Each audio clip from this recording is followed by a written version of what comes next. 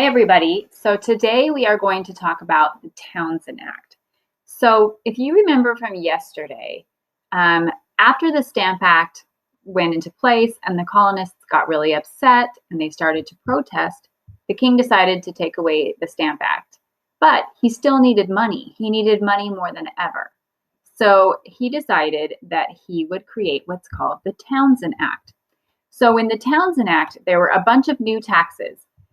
There were taxes on tea and glass and lead. Lead, remember, is like what's in a pencil now, but they used it for lots of other things back then too.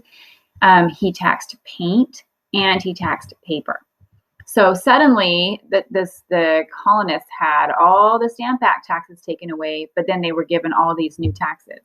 Now, the king thought that it would be okay because actually the amount the colonists would be paying would be a little bit less than what they would have been paying with the Stamp Act.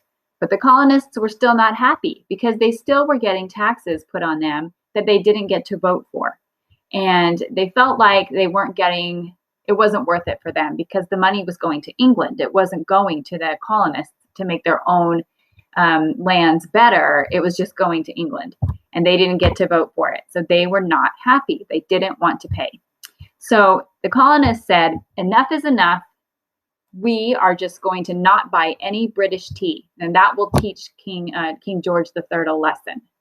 So they decided to stop buying British tea. And what's it called when you decide to stop buying something? It's called boycotting, right? Right. So the king did not like that the colonists had boycotted his British tea. So he sent some soldiers over to the colonies, over to America, to make them pay the tax. How do you think that went? Not so well, right? So then they started to fight. And that's kind of the beginning of the real fighting. And we'll talk more about it later.